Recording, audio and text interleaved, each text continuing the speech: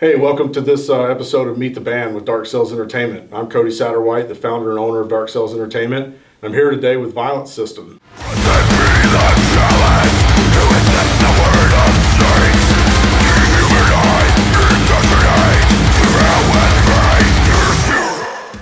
What's up, guys? What's up? What's up? So, what's your names there? Tell the fans who you are. I'm Josh. I'm the guitarist of Violence System. I'm John. I'm the vocalist. I scream at things. All right. Yeah, so notice you got a couple members not here. So we got Harry on bass, right? Mm-hmm. We're looking for a drummer right now. And you got Brian Sawyer on guitar. Yep. Who's also not here, so they just couldn't make it today, but it's, no big deal. Right, they're lame. Yeah, okay. They have that's like all right. jobs and shit. Yeah. So tell me a little bit about the band. Like, how did you guys form? Like, how did it all come together? So me and John, our old bands, actually played, my band, my metalcore band at the time, played our first show with him, or like with his band, and it was their first show as well. So like right out of the gate, you know, me and John kind of hit it off because we were both wearing Devil Driver shirts. And like we're both huge Devil Driver fans, and you know, we hit it off, you know, we became good friends, and fast forward 2 or 3 years, I was still doing the whole like metalcore thing, but I'm a big death metal guy and I wanted to start a new project. And even though John was playing bass in that band, there was one show where he filled in on vocals, and it like blew me away. And so when I started this like studio thing that would eventually become Violence System, I hit him up and I was like, hey, I want you to do vocals. And he was like, I'm not a vocalist. I was like, you are now. I was like, I want you to be. I didn't know you were a bass player. So like, as long as I've known you, I didn't know you played bass. If you want to call it that, yeah, sure. Yeah, just, you know, I followed rhythm really and didn't really do a whole bunch. Yeah, that was me. That was me as a bass player too when I played bass back in the day. Hey, I had See, fun like with it. the band that I played bass in. I'm no Les Claypool. Like, no, dude, I loved it because I was like, you know, on guitar, it's really noticeable when you fuck up. Yeah. I was like, on bass, as long as I'm like playing in key, Yeah. like, no, it's good. It sounds great. Like, I could fuck up, I could go crazy on stage. That's awesome, man. So where did the name come from, Violence System? It's kind of aggressive. So, a lot of people probably don't know, but like if you go on our Spotify or Bandcamp, iTunes, any of that shit, our first release shows as our EP Instinct that came out in 2017. Yep. We actually put out an EP before that where it was like drastically different. So when we initially formed, me and John were big fans of bands like Cybreed, Clarfield, Illidians, Nemic, where like there were a lot of like industrial and like synth elements, and you know, we wanted something that sounded kind of like futuristic but still like death metal-y. So that's where did I come up with the name? I believe so, yeah. And I just went with it because it was just a name. And like at the time it was just a studio thing, and it kind of fit like all the, you know, like techno stylings of it. And so we chose Violence System. Though like, I don't even think I've ever even told you about this, but like I think like subconsciously, another big influence on us at the time, and still to this day, was a Threat Signal, if you remember them. And if you like put our names side by side, they're kind of like parallels of each other. So you have Threat, Violence, Signal, System. Yeah. So like, like I said, subconsciously, I didn't do it on purpose, but I thought about that and I was like, no. But so then when we were writing for Instinct, we kind of swapped, you know, we became a lot more straightforward like death metal, but we added in all these like orchestral elements, replacing the synth. And that was, you know, a big turning point for us. That's when we started taking it like, you know, much more seriously. And because we were already like established as Violence System, even though we were just a studio project, we just kept the name. Yeah. And you know, I mean, it's unique. So yeah, it is unique for sure.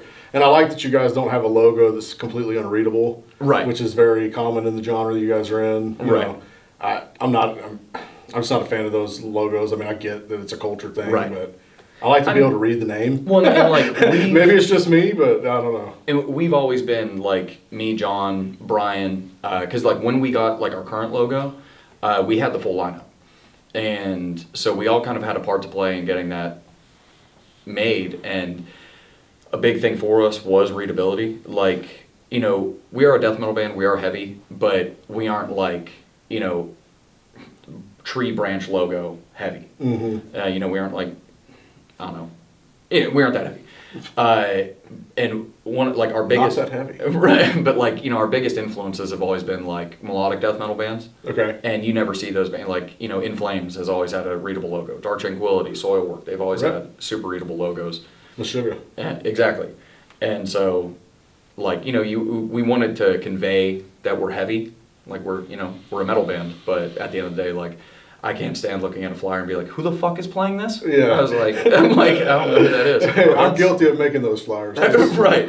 I like a lot of those bands. I put them together. Right. That's grass patch. We're playing with grass patch. Right, exactly. Now, like, what did Brian say the one show? I think it was a grass patch or something. No, like that. it was when Black Dahlia came here with I think it was Cannibal Corpse. That's another good example. Black Dahlia's got a readable logo. Right. Yeah. And another huge influence of ours. But St. Wissabaugh, or however you say it, was Yeah. opening up. And Brian was like, their logo looks like melted Parmesan cheese. And that's what he said. He was like, who the fuck designed this? That's funny. That's funny. So last summer, Dark Cells put you guys on tour with Subdivisions and Truth to Power. And I want to hear a little bit about that because, I mean, I was there for most of the tour because I was traveling with you guys and we were taking the tour van and everything. It was awesome.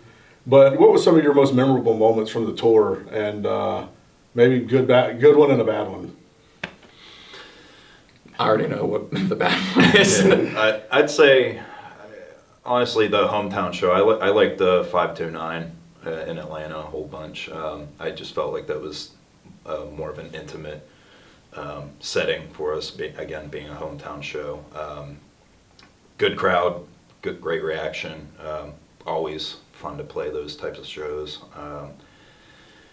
You know, just all around seemed like we were on the same page and just you know, just had fun, had a blast up there, and you know, just it was a fun one in my eyes. I don't know for Josh. No, I mean, like that was that and the Blackstrap show were definitely like highlights for sure. Yeah. You know, because those were two of the like local like hometown shows, and we had a killer lineup at 529, and you know, That's great. right. There was a couple of other bands that played with you guys. It was Insomni and Void Eater. Yes. played with you guys. They That's were. right. I think that helped further just bolster the Right. lineup and just kind of and help. Especially like by that point in the tour, Yeah. like, you know, we've been friends with Subdivisions for a long time. Truth to Power were kind of like acquaintances of ours, but like by that point in the tour, like my personal favorite experience of the whole tour was just like the amount of like dude love and bromance that was going on the whole tour. Yeah, for like, sure. Yeah, there's a lot of bromance going on. yeah, no, like, for you know, sure. like me and Kevin from Truth to Power, you know, I think like everyone and James from Subdivisions. Oh, Yeah. Like, you know, because everyone loves James. He's like the sweetest dude on the planet. Brian and Lee from Subdivisions. Oh my were, God, like, those guys best are buds. funny. Everybody was fun to hang out with the whole Right. tour. No, like, every night, so, I had a great time. Right, and like so, like even like bad shows were like still fun. Like just because the like all the shit we were talking. Me dressing up like Fred Durst when we played Jacksonville, and I thought there was gonna be solidarity in that, and I thought everyone was gonna do it, and I No, was the just only you. one. Yeah. And then no, but like worst had to be Chattanooga. Oh yeah. Or no, I don't know, what would you say? Chattanooga or Wilmington? Yeah, I was gonna say either that or Wilmington. When- just 'Cause- Wilmington yeah. was kind of a letdown. You didn't? Did you play? I was at Wilmington. No, but were you in Chattanooga? No, I didn't make it to Chattanooga. Okay, so that was the one where like we had like no crowd, like Yeah. rough show. But then Wilmington was rough because it actually we like the whole day spent at this place. Like it was kind of like packed, like it was a good crowd, cool atmosphere, and then Truth to Power started, and damn near everyone in that bar because Wilmington's like a Beach town. yeah, but like old beach town, Yeah. like for like old folks, like it's like Florida 2.0, and like Truth to Power started, and almost everyone ejected. Yeah, like went outside and started smoking, and then I remember Subdivisions went on stage, and Will is gonna love that I bring this up. Oh, yeah. But there's this dude that about halfway through their set came on stage and was like, "What the fuck? Like, you're scaring all the girls away. Can't you guys like play some like Metallica or something?" And like Will was pissed the rest of that show after that comment. And then we get on stage, and I remember we started playing our cover of Through the Never, the Metallica song. And Will went outside and found that guy and was like, "They're literally playing fucking Metallica right now." And he was like, "Get your asses inside." And I think like that show, like we cut our set like in half. But we still found a way to have fun with that. I mean, Oh, you yeah, guys, like, I chased Brian you guys around the chased floor. around each other on the venue, and Yeah. you know, just. And that was the messing thing, around, like, you know, regardless of like, you know, like most of the shows were great, you know, a few duds, but like even on those duds, like I said, it was still like fun, Yeah. like because we were all with each other and we were just, you know, Still. we found ways to make it entertaining. Absolutely. Yeah, man. Even when I played in bands back in the day, we toured, and sometimes they're hit or miss. I mean, sometimes just promoters don't do a good job, or Right. Well, and venues just aren't what they seem like on the internet. And that was back before Facebook. right. Yeah. That was like Right. MySpace days. Yeah. Well, and as Violent System, like, so we've all been in bands before where we have played those, you know, shit shows where no one shows up. You're playing for the bartender. You're playing for your girlfriends. Like, I mean, The that other first show where bands. we met, like, the out of state headliner didn't show up, That's right. Yeah. and it was just us. And literally, I think we just played for our girlfriends. Yeah, pretty And, much. Like, but so all of us, like outside of Violent System, have played shows like that, and like, you know, like Earned Our Stripes. Yeah. But since we've been in Violent System, we've never really had that show. And like every show we've played in our career has had, you know, pretty decent turnout. And Yeah. it's only gone up. So going out on that tour and having some of those dud shows, like as disheartening as it was, there was a point where like, you know, we kind of like pulled ourselves up from our bootstraps. Like after Chattanooga, I remember talking to Brian and Harry, I was like, realistically, like, you know, we've all done this before. We've just never done it as Violent System. Right. It was gonna happen. Like Yeah. it was bound to happen It sometime. humbles you a little bit. For sure. Right. And, you know, like we've been spoiled for years. Yeah. now. And so it was, you know, bound to happen. Yeah, so speaking of shows, like what's the biggest show you guys have ever played? I mean, so Slaughter Q was cool. I was gonna say, I like Yeah, and that was the first time I saw you guys, was at Slaughter Q. Oh, really? Yeah, that was the first time I had seen Violent System. Y'all were filming a video. Yeah. Yep. And I was like, I don't know who these guys are. And I checked you guys out, and I was like, yeah, they're really good. And then looked you up on the internet, found everything, and then that's how I found you guys. And then, of course, I connected with you at a Right. show. Yep. And then, you know, the rest is history. Yes, Slaughter Q was really cool just because, you know, big festival, a lot of cool bands, like some of my favorites, you know, Cataclysm, Exodus was there, Battle Cross. Yeah. There's a lot of good local bands there, too. Oh Yeah, yeah, for like sure. a ton, and like Yeah. you know they all killed it. It was an awesome show.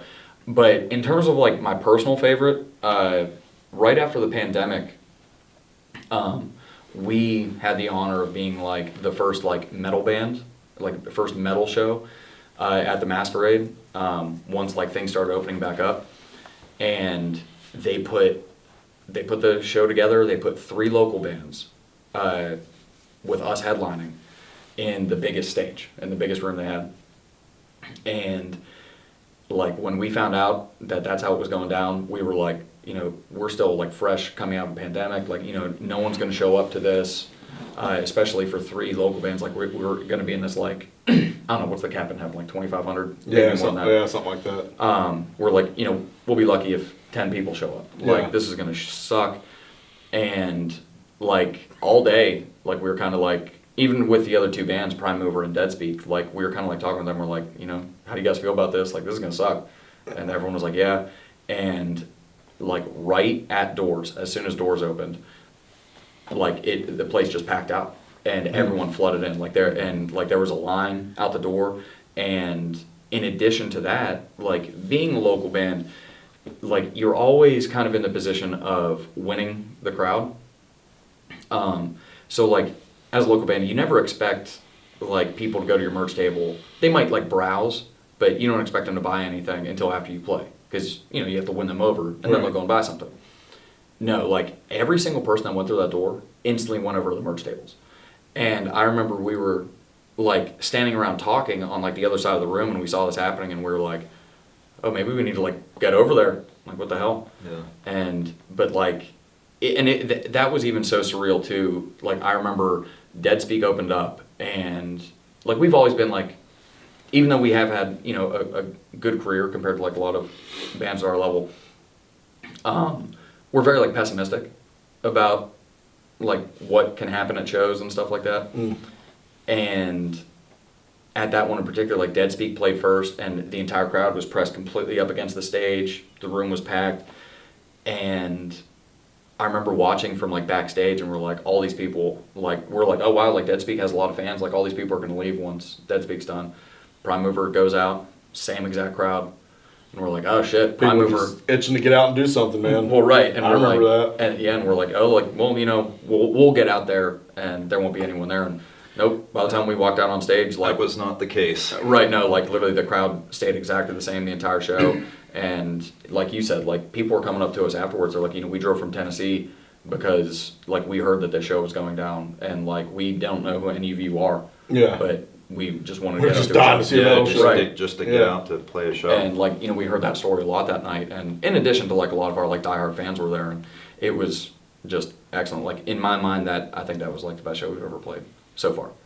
That was also, I guess, just because of the time gap for me. I'm sure I can speak on behalf of the rest of the band. I remember just walking out there and, you know, giving the crowd the wave. And then I just remember thinking, holy shit. No, it really was like a rock star moment. Yeah, it was. I was just, I could feel my face just change. I was like, this is a little daunting, I'm not gonna lie. Yeah. But we I played think- big shows before. for sure. And it was just something about that one was like magical. No, I Right. totally get it, man. But I just felt like as soon as the intro started and that first note hit, we, you know, the rest is history. We just, it was an amazing show. Yeah. And Yeah. Amazing fans. I think piggybacking off what Josh was saying in regards to fans just instantly going to the merch tables and purchasing whatever merch, you know, is just a testament to, you know, how the scene is in Atlanta, going around and supporting these bands, and that's just always an amazing thing to have. Yeah. Yeah, I'm a big shirt buyer. I've got a lot of shirts. 100%. I've probably got 200 or 300 band shirts at home in my closet. Yeah, It's no, like, ridiculous. every show I go to, I'll buy something. I always Yeah. leave at least a Try shirt to. is one thing. Yeah. I try to. Well, so tell me a little bit about inspirations, right? So you guys have been playing for music for a long time, both of you, and Josh, you're an engineer and you do a lot too. So like, who are some of your biggest inspirations and, you know, who do you kind of idolize when it comes to music, I guess? I mean, that's always, like, it's very fluid. Like, it's always changing. I brought up Devil Driver earlier. Like, Devil Driver has been one of my biggest influences for as long as I can remember, like, as long as I've been playing music. I brought up, you know, a lot of, like, melodic death metal, like, the whole, like, Gothenburg scene. And then even bands outside of that, like Arch Enemy, stuff like that. And then even into, like, more extreme stuff. Like Aborted is a huge influence on me. Flash God Apocalypse, obviously, you know, with all the orchestra and everything like that.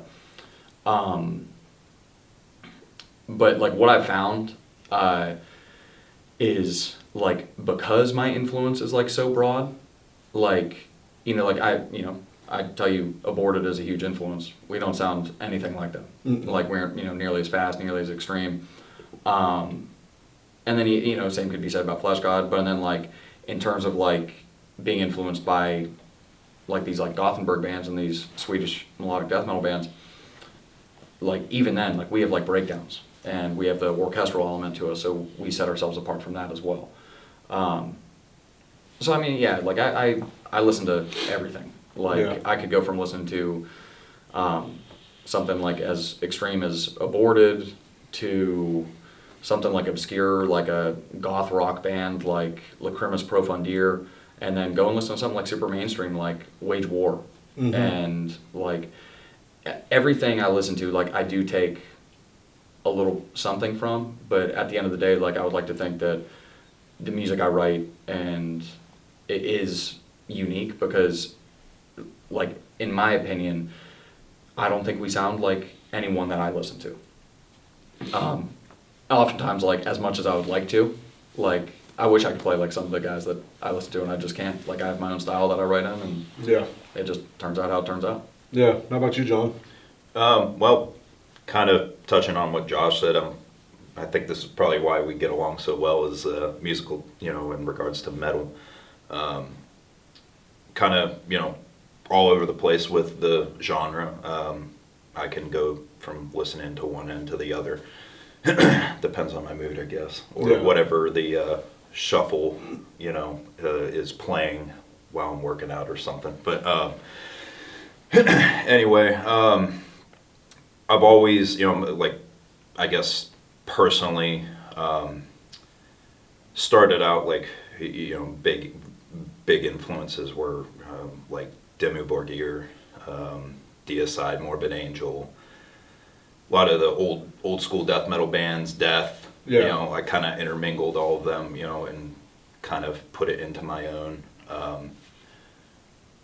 And that's just kind of what, that's kind of how I listen to those guys, try to portray that, and I feel like it came out pretty unique, but really, really like those guys, really dug them. In regards to what I listen to, more contemporary style, whatever. The two bands three really, that I've just been jamming nonstop are Orbit Culture, Humanity's Last Breath, and Mecca and I, just really getting into like their whole atmosphere, what they're doing. Pretty important bands in my opinion. I just saw Orbit Culture 2 or 3 weeks ago at the Masquerade. Oh, with Machine Head? Yeah, with Machine Head. I saw Brian there. Yeah. That was the first time I've ever heard of Orbit Culture. Dude, they're insane. They were great. I was like, wow. And I looked up their catalog, started listening to them, and I was like, man, how did I miss this band? Well, and like that's the thing, like they've just started kind of like popping off. Yeah. And like I remember like seeing the name and thinking that like they were like a gent kind of band for years, and because they're another like thrash death metal band without a logo that kind of says we're a death metal band. Exactly. And like so I kind of like avoided, not like, I don't want to say avoided, but they like flew under my radar for a while. Like I was aware but like didn't care. And I think the first song I heard was a song called Strangler, and I was like, oh shit. I was like, this is not what I was expecting whatsoever. I was like, this is really cool. Mm-hmm. And I kind of like delved in, listened to their Neja album, listened to the Shaman EP. And I remember I told Brian about him, and he was like, dude, he's like, I just like looked at these guys' discography. He's like, they've been around for like almost 10 years. And he's like, did their other albums like suck? And it was actually when we were recording guitars for our new EP. I remember we like went on Spotify and listened to like their first album. He's like, well, let's see how bad it is. Like, why didn't they blow up sooner? Mm. It's just as good as their current shit. Yeah. And we're like, these guys have been like putting out like all killer for 10 years now. Mm-hmm. And they just never toured the U.S. really. They never got out there. Exactly. And like, and now, they're starting to get on big tours. Like I know they're on Knotfest. And they're playing like big festivals, and like, it's awesome. Like me and John just talked about them the other day. There's no one like them. They're like, you could see like where they're pulling their influences from, like, the Gojiras, Decapitated, and then like some deathcore. Like I think when he screams, he sounds like Phil Bozeman from Whitechapel. But then when he sings, he sounds like Chuck Billy or James Hetfield. Yeah. And or what's his name from In Flames? He reminds me a lot of that guy. Too. Yeah, he's got some of that. Anders, I don't know his name. Yeah. And like, I just think they're, super unique, and it's like inspiring. And like, we said, like, we do think that they have the potential to be like the, saviors of modern metal. I was just about to say that I really think that they're like the most important band in metal right now. Mm-hmm. Like, in my opinion. Yeah, like because like we're kind of at this weird like period with, and especially with like extreme music and metal in general, where like a lot of these like bigger like the metalcore bands of like yesteryear are now like radio rock bands, mm-hmm. and then even like more mainstream extreme acts like something like Whitechapel and stuff like that, like they're kind of like set. Like they aren't going to go anywhere for a while, but like there's not a lot of new like breakouts happening. But like Whitechapel though, that's an interesting one, right? Because like they were deathcore band when they started. Oh yeah, And like they are heavy as totally all hell. not a deathcore band anymore. Right. But I still love them. I listen to them all the time. It took I've me a grown, while. I've grown with them on their journey, and it's been pretty cool. Oh, I was pretty abrasive. I was pretty resistant to it. Yeah. Like I think when they put out I think it's Mark of the Blade. I was like, this is bullshit. I was very much one of the like. No, the Valley was great, dude. Well, right. So the Valley was kind of like what won me back, and I was like, oh shit. I was like, this is actually pretty damn good. Brian actually told me, he's like, you have to listen to this. And then their last one, Kim. Like, Yeah, Kim was I good. really liked it. And I'm starting to appreciate the things that. And they're Mark doing Lewis now. is a great producer. I mean, he's my always favorite. been their producer, and he does a lot of great shit with them. Oh yeah, he's always been my favorite. I love Mark Lewis. But yeah, so I mean, like, Shout out to Mark Lewis. but there's just been like I said, like almost like some like stagnation, like in terms of like new unique artists Yeah. coming out, and to see a new unique artist like Orbit Culture come out and kill it, Yeah. it's very inspiring. Cool. Yeah. So I want to ask a question that might piss some people off, but who's your favorite local band?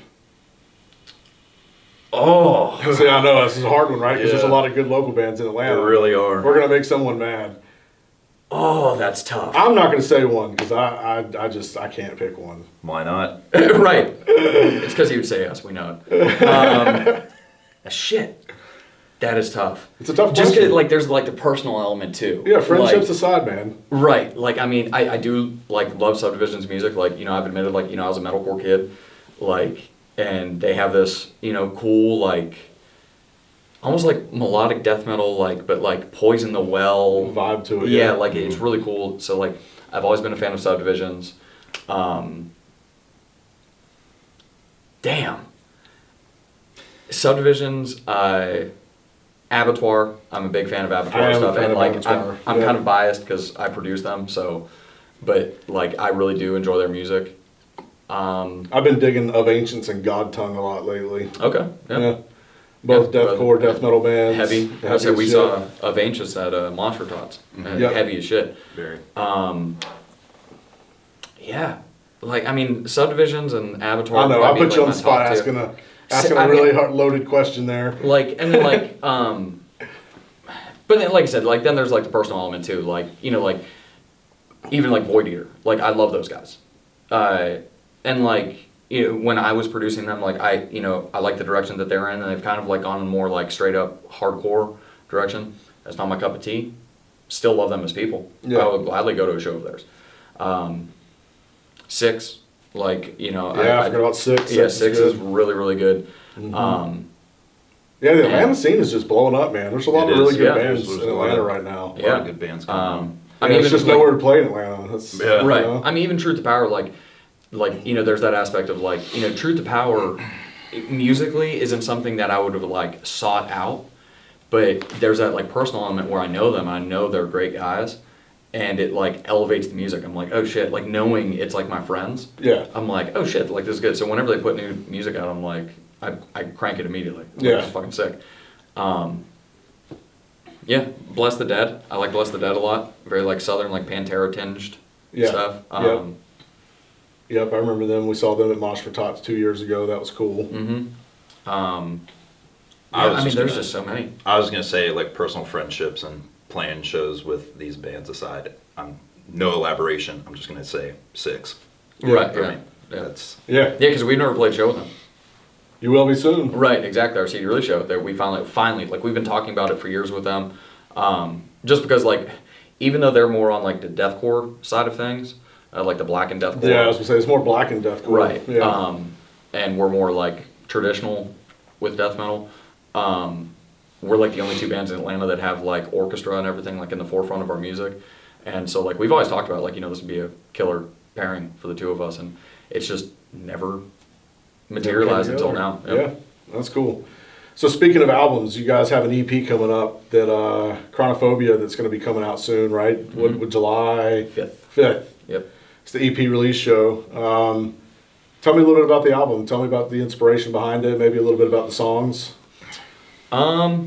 So we've actually, it's kind of sad, we've been working on this, literally, like some of these songs, like we began writing when we released Gehenna, like immediately after we released Gehenna in 2019.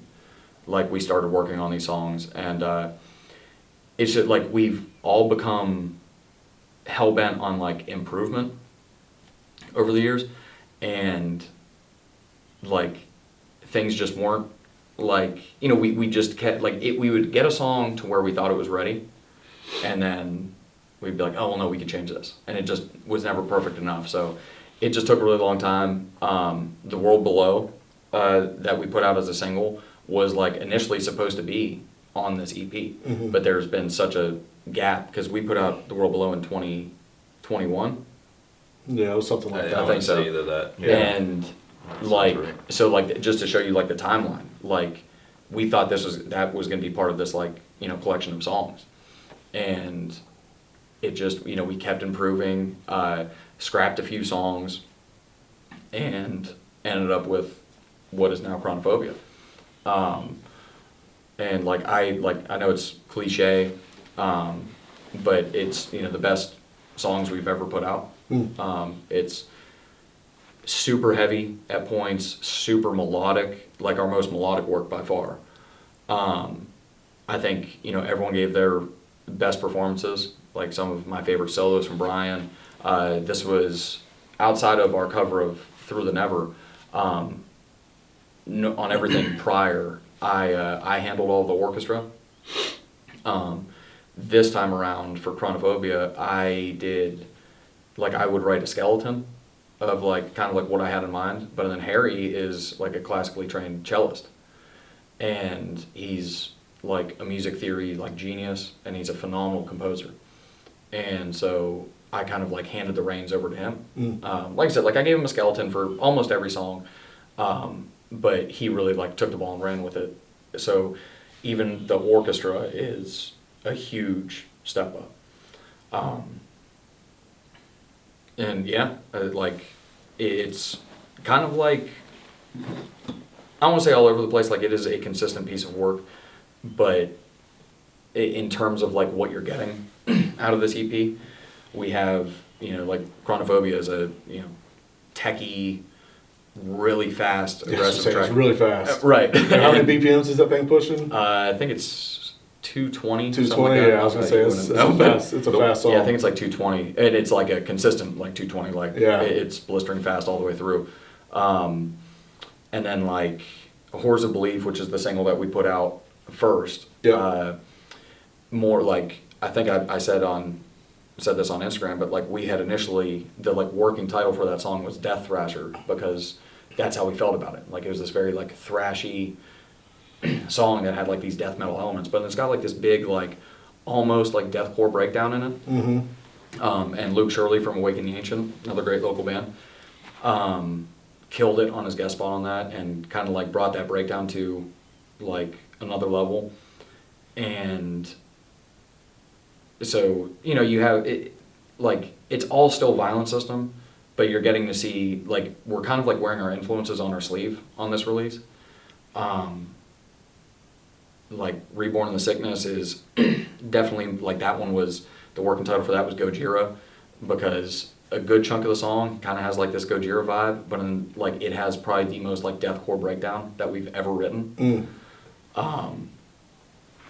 And Red Like Messiah, Brian actually wrote that, wrote the instrumentals for that one, and very, very like melodic death metal, but then he even like sprinkled in some like Opethy types of riffs, super technical, probably the most technical song, even though like Chronophobia might sound more technical.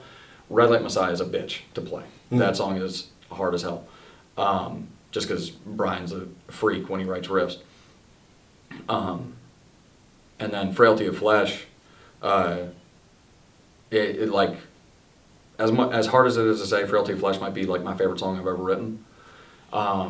And, you know, very personal song to me lyrically, and instrumentally it's just very big and melodic, and like frankly, like that's one that like I cannot wait to play live. Like just because of the vibe and how everything flows in that song. So you said lyrically, so John, do you write the lyrics, or do you write sometimes, or who, is it just kind of depends on who's writing? I think, so there'll be some songs that I write. So there are some songs that Josh writes. Yeah. There are some that we both Collaborate. collaborate, and or it might be like I come up with a concept. Josh will spew out lyrics. I'm like, yeah, you basically just put together what I was envisioning. Yeah. Or vice versa, whatever. Right. We've had that happen plenty of times in the past. Yeah, like we were, and- with our lyrics, we were very collaborative with, like in particular on Gehenna, we were very collaborative. I think almost every song we kind of, like, we locked ourselves in the studio and just sat, I remember Snapped it. we would like sit in a room in silence for like hours. Oh, yeah. Just sitting there with notebooks, like looking at the ceiling, trying to come up with Trying to write ideas. stuff, yeah. Um, When you try to force it, man, it's hard to do. Right. Yeah. When I was a vocalist, I remember what it was like trying to write vocals. It's Oh yeah. hard finding the melodies and stuff like that can be hard too. And like, John writes like great lyrics. I just think like, because I write the majority of the music, I have the most time with it. So I'll kind of like, like I'll hear these songs 100 times before the rest of the guys even hear them, because I want to make sure it's perfect before I send it to the rest of the band. And so I'll sit there and I'll already start getting like vocal ideas in my head. And so I'm pretty guilty, and whether John wants to admit it or not, of like he'll send me like lyric ideas that he's been writing on like without music to like write to. Right. And I'll like do my best, because I don't want to be like a tyrant, like, because I do want it to be a collective. I want all of us to contribute. And John will send me lyrics, and I will sit there for hours trying to make lyrics work. And I love his concepts that he comes up with, but like, because of what I get fixated in my head of what I envision the song being, like melody wise and everything, Yeah. or I guess rhythm wise on the vocals, like sometimes his lyrics won't line up, and I do feel bad, because I will send back like, so I love this concept, but then here's what I'm doing, and I would just like basically I just like butchered his lyrics into something new, but keep the concept like Horrors of Belief. I was just that way. about to bring up Horrors of Belief was very much that way, where Right. I remember pretty much having an entire song written Yeah. lyrically. Might be missing a line or two, whatever, maybe a block, and then just sending it over to Josh and be like, hey, I got this idea.